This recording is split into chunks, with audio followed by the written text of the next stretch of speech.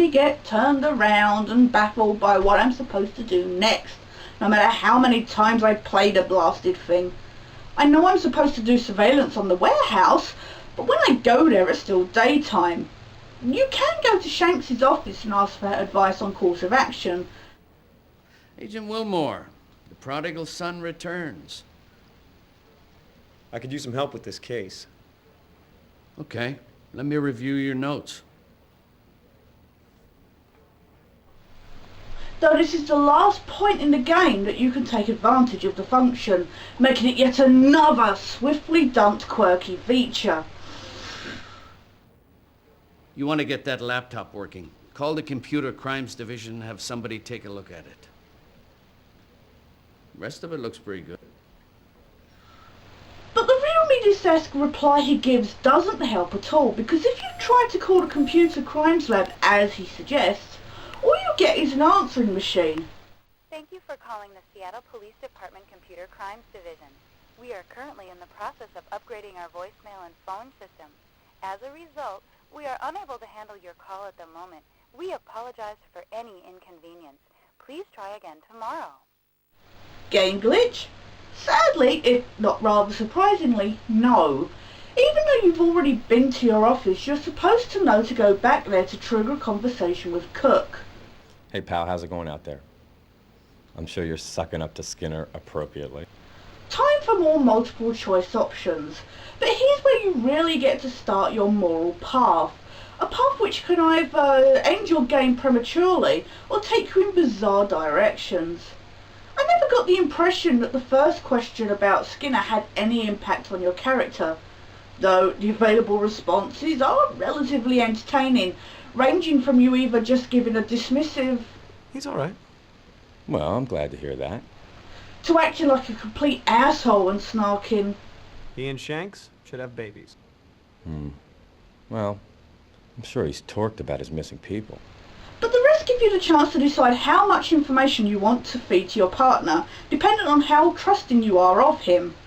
If you hold back and act cagey, Wilmore's psychological state starts to lean towards paranoia. But if you give too much information away, well, it doesn't exactly have much of an effect, but it does help the game start to determine whether your version of Wilmore is a believer like Mulder or a skeptic like Scully. The strategy guide calls these moments of decision uber variables, but as I noted before, I just think they're uber cool. The differences may not be all that much for some aspects, but seriously, as much fun as it is to bash this game, for its time this particular engine in an FMV was pretty neat and made replaying it with different answers that much more fun. Getting back on subject though, Cook spots the laptop that sat on the edge of some random table near the corner of the office and shows a little curiosity. Well, certainly more than Wilmore has, by asking about it. Hey, listen. If you need anything, you just let me know, okay? Thanks, man. What's with the laptop? Oh, Scully's. It's password protected. You want me to call Computer Crimes Division, see what they can do? Well, we know we can't call the stupid computer crimes techs. Honestly, I always feel as if we're trying to learn how much porn is on Scully's laptop whenever I mention them. But the big question is, do you trust Mark Cook? I mean, sure the guy's as shifty as hell, but do you think he's capable of making a simple phone call? Bearing in mind that this is the same guy who keeps bitching about how full his workload is, especially since he took on your cases. What case is she working on? Pull tab counterfeiters and the militia group still active in the Northern Cascades. And an assist to the DEA on a meth lab ring, but I'm handling things okay. Shanks wants me to hand my cases off to you. Great. Thanks, Golden Boy. Did you trust him enough to send the APB earlier? Does this decision even matter? No! Clearly you haven't been paying enough attention if you dare to think differently.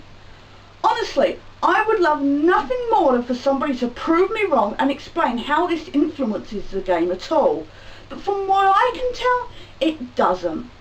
If you select no, you do nothing more than pop the bloody thing in the big cupboard near Shanks's.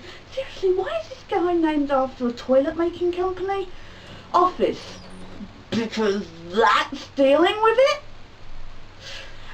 And if you select yes, Cook just picks it up and walks out. And I'm sorry I put this off long enough because this is one big problem number 7. This is evidence, agents. Somebody has clearly tried to get unauthorized access to this thing, and they're just rubbing their grubby fingerprints all over it. It's not been bagged or tagged despite the fact it was taken from a missing federal agent's motel room. I know I've already turned my nose up at this, but this aspect is so poorly handled, it's ridiculous. We have FBI agents who apparently have the investigative skills of a deaf and blind gnat, the mental age of one as well, it would seem. Please don't do that.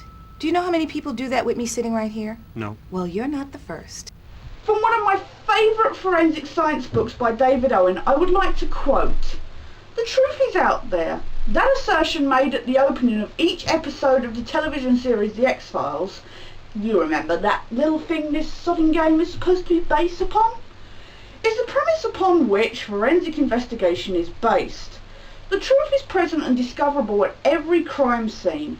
To find it, according to Sherlock Holmes, one must follow the rules of scientific inquiry, gathering, observing and testing data, then formulating, modifying and rejecting hypotheses, until only one remains.